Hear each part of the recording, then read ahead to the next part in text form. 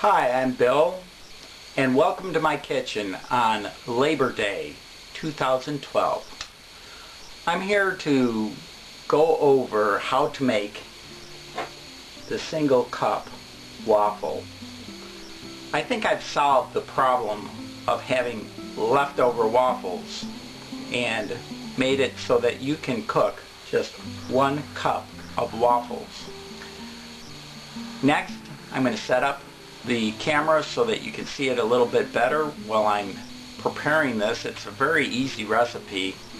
It takes a little practice, but it's well worth the time and effort to try to make a single cup waffle. Anyone who's used or had leftover homemade waffles before will know what I'm talking about. So here we go. Also, I'm going to do something different and just zoom in on the cup while I'm doing the waffles today. The ingredients, so pardon me while I adjust the camera here so that I can get it down on the waffle. On the waffle. You need a waffle iron, which I've already had preheated, and you need the cup.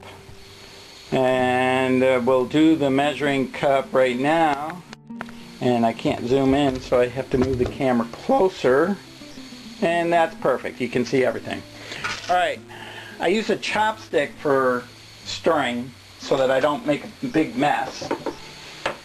And anyone who's watched any of my previous videos, I leave my measuring cup right in with my flour, so 1/4 cup, and it's actually a little generous on the 1/4 cup of flour. You add that in there first. Flour first, move our flour out of the way. All the dry ingredients go in first. I use a 1/2 teaspoon for the whole recipe, although I'm not always measuring out a 1/2 teaspoon. For example, salt. I use between a 1/4 teaspoon, which is a 1/2 of a 1/2. If you want it a little saltier, you could use a full 1/2 teaspoon. Baking powder. You need a 1/2 teaspoon of baking powder in this recipe. I know it sounds like a lot, but it's about right. Okay, 1/2 teaspoon. It's in there. That one needs to be pretty exact. I imagine my arm is probably getting in the view too. Next, I put in a little bit of yeast. Probably about a 1/4 teaspoon of yeast. I'm using that primarily for flavoring. Now it's time to start adding the wet ingredients. I add a little dab of oil. This is a mixture of canola and olive oil. You can use whatever mixture you like. Then I add, well actually I add this last, an egg. 1 medium egg. If you add a larger egg, you will find that you'll get more of an eggy flavored waffle. Okay, there's the egg going in there. And with buttermilk, you can use regular milk, but I'm using buttermilk today to get a little bit more of a buttermilk flavored waffle. One of the things that I also forgot to do, which, one of the nice things about cooking videos is you're all going live, and seeing as I want to eat this waffle, I'm going to just mix it up the way it is, but I really should have stirred the dry ingredients first. So instead, seeing as I'm stirring it all wet, I'll just stir it a little longer. And you see how using a chopstick for this makes it a lot easier and a lot less mess. Okay, so now I have to make sure that I stir it a little bit better.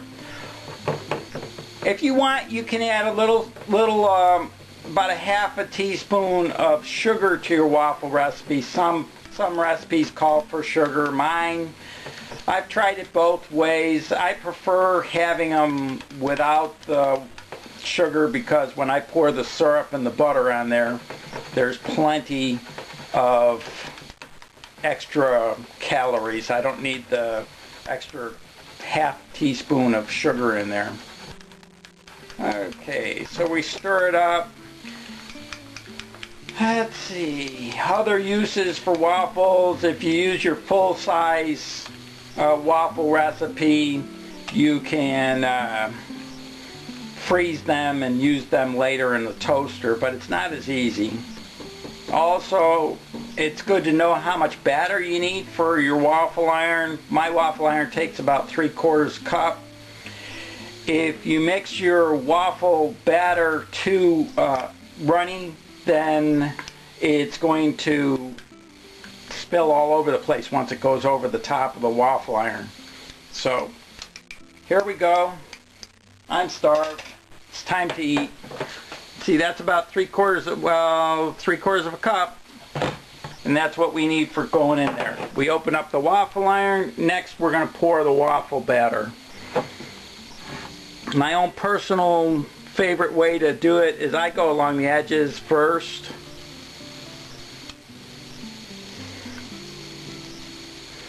I don't know why, but I just do.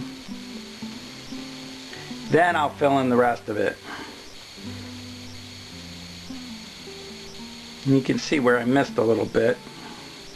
It isn't a perfect waffle. Alright. There's a little left over. We'll do that on the second go round. Hold it. Now, seeing as I don't have a waffle iron that I can actually, one of those flippable ones, I just take it and do it by hand. Nice thing about handles. I have a waffle iron collection, actually. Several different kind of waffle irons. And once you get doing waffles, you'll find that you have your favorite waffle iron. Unfortunately, I had to retire my favorite waffle iron just recently because the handle broke after many, many years of use. And this one's just a square Belgian waffle maker. And you might be able to see the steam, you probably won't, but there's steam coming off of this. And then we wait about 3 minutes and we should have waffles. So I wonder if there's a way to pause my... Nah, there probably isn't a way to pause. I'll just cut this part of the video out and we'll fast forward to the end.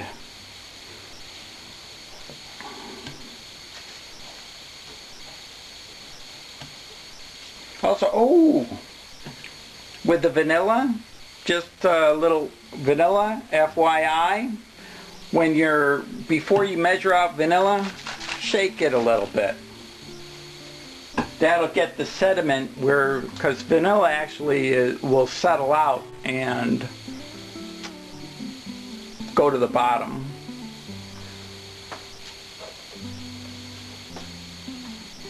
It's fun to experiment with waffles, and you'll find that once you start cooking waffles that they are an excellent breakfast meal, and you can actually use them as a side dish. I've seen recipes where they call for waffles and they will put even as extravagant as maybe chipped beef on waffle, crazy things. Now you can see the steam coming off my waffle iron. I read somewhere that they say that it's your waffle's done when the steam stops. It's very tempting to open a waffle iron when you're waiting for your waffle, especially when you're hungry like I am right now. But better to wait a good time, otherwise a lot of times you'll end up with 2 halves of a waffle. In other words, 2 halves split down the middle and then you're digging them out of the waffle iron. When you first use a waffle iron, if you get them from a thrift shop like I do, a lot of times it's good to throw away your first waffle. Also, to use a spray-on oil to cooking oil so that your waffles aren't going to stick. haven't had my full morning coffee yet to go with my waffle. So I hope you don't mind me sipping on it a little bit while I'm narrating this. Obviously you can tell from the fact that it isn't a prepared script, and we're cooking our waffle, cooking our breakfast, and getting ready to eat today. So this is kind of survival cooking. After you're done cooking your waffle, get your plate and syrup and everything, and the heat of the waffle iron will be enough to cook the rest of this little itty bit. Most people, oh, here we are. This little itty bit of, that won't even make a full waffle. But what you can do with that is, rather than throw it out or put it in it's better to throw it in the trash if you're going to throw it out, rather than pouring it down your drain, because more flour down your drain, you're just asking for trouble. But the heat of the waffle iron right here is enough that it'll cook that little bit of batter without being plugged in. So my waffle iron light is gone out, my steam is stopped. We'll check to see how golden brown my waffles are, and I could get them with bare hands, but I'm not that much of a man. I'll just use a fork and lightly grab them, and there you are. Perfect waffle. Well, not perfect, but the best I can do. I don't know what the perfect waffle would be. So before I go to eat, and this I don't really have to time, I'll take the leftover batter and I'll just put it in one of the sides, and I'll cook that too. That'll be a little extra snack, so that, because I still have the same amount of cleaning to do. Okay, now everything's down there. We got that out of there. We put everything back in the sink. We unplug the waffle iron, and we do one last shot here. So that's my cooking recipe for cooking a single cup waffle, so that you don't have all these leftovers and have to deal with waffles that are soggy after being in the refrigerator or in the freezer. I'm Bill. It's Labor Day weekend. I have all sorts of chores that I need to get to, and you have a great day. Thank you.